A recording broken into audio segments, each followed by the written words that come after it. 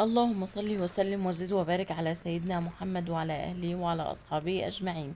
جايبه لكم النهارده وصفه كده سهله وخفيفه وسريعه وما بتاخدش حاجه. وبصوا مكونات موجوده وباقل تكاليف. بصوا الوصفه بتاعتنا النهارده هو المولتو. بصوا شايفين الطراوه وشايفين الحلاوه، شايفين الشوكولاته عامله ازاي، بتبظ ازاي. وبصوا طريقته سهله جدا وما بياخدش معانا اي حاجة.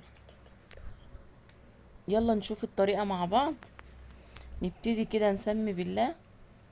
اهي مكوناتنا ومقاديرنا سهلة وبسيطة زي ما انتوا شايفين.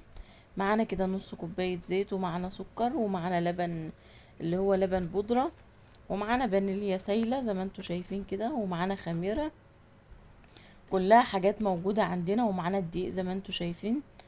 هنبدأ بقى ايه، نسمي بالله كده ونصلي على رسولنا الكريم عليه افضل الصلاة والسلام. ومعانا كده 2 كوباية مية. هنحط الاول 2 كوباية مية دافية، وهننزل بقى بمعلقتين سكر. اي سكر متوفر عندنا بقى، سكر تموين، سكر، بس ده سكر التموين عادي يعني، ما يشترطش اي حاجة موجودة عندنا هنمشي بيه. ومعانا كده هنعمل معلقة الخميرة اهو، دي كده معلقة الخميرة كده لغاية دلوقتي. وحطينا كمان شوية كده، كملنا المعلقة، يبقى معانا معلقة كبيرة كده من الخميرة. وهنحط كده بقى معلقة صغيرة اهي من الملح. وهنحط بقى لبن البودرة معانا بالشكل ده كده، ربع كوباية لبن بودرة كده اهو، او الكيس اللي هو الصغير ده المتوفر عندكم طبعا. انتوا هتعملوا مقادير سهلة جدا، بصوا في منتهى بصوا السهولة. وهنقلب بقى كل المكونات دي مع بعض كده اهي.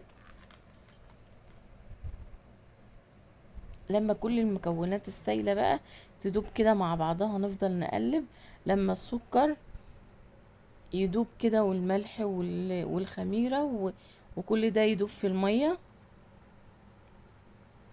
هننزل بقى بمعلقة الفانيليا السايلة اهو، معلقة صغيرة كده فانيليا سايلة. لغاية دلوقتي المكونات سهلة وموجودة عندنا. طبعا معانا كده كوباية زيت الا ربع اهو. دي كده بنحط كده المكونات السهلة السايلة، وبنقلبها كده كلها مع بعضها.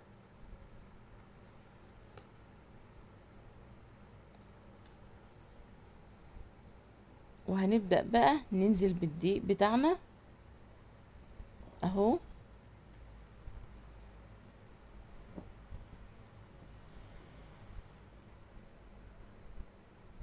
طبعا احنا بننخل الدقيق بتاعنا كده واحنا بنحطه، عشان لو في اي تكتلات او اي حاجة تطلع منه.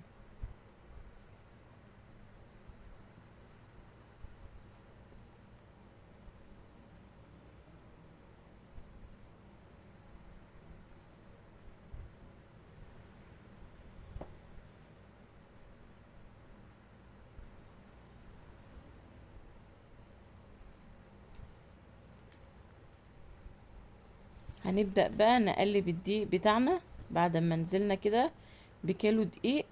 هننزل بقى هنعجن كده اهو، وهنشوف بقى لو هي محتاجة كمان دقيق هنحط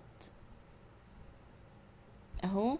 احنا طبعا ما حطناش الكيس كله، لا لسه في شوية. لما نشوف العجينة بتاعتنا بقى لما تلم كده معانا هنعجن بقى كده فيها العجينة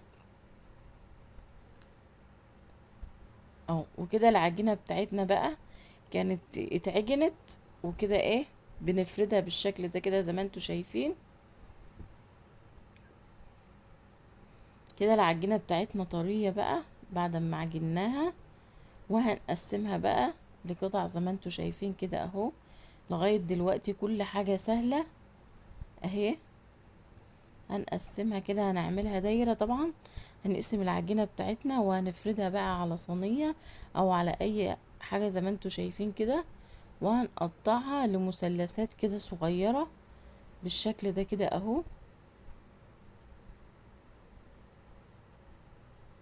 ما شاء الله. بصوا العجينة بتاعتنا جميلة جدا وطرية.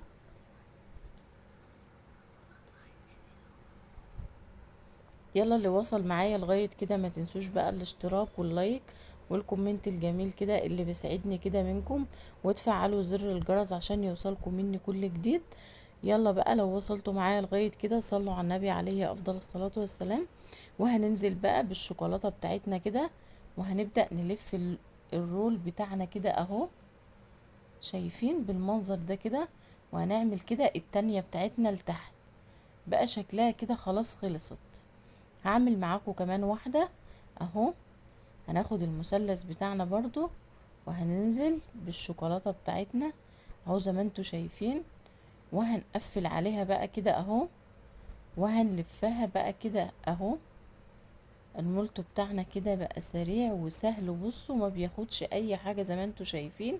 المكونات بتاعته تحفة ما شاء الله، شايفين الشكل تحفة. وده بعد ما خلصنا الكمية بتاعتنا اللهم بارك بالشكل ده كده اهي تحفة. شايفين الشكل بتاعها بعد ما خلصت اهي، ما شاء الله ما شاء الله تحفة. يلا يا جماعة بقى ما شاء الله كده صلوا على النبي كده في الكومنتات كده والتعليقات.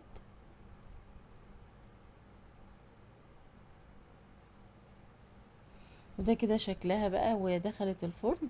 طبعا حطينا معلقة عسل على معلقة سمنة ودوبناها بقى كده ودهنا الوش. ودي كده شكلها بقى بعد ما طلعت من الفرن بس هي لسه سخنة.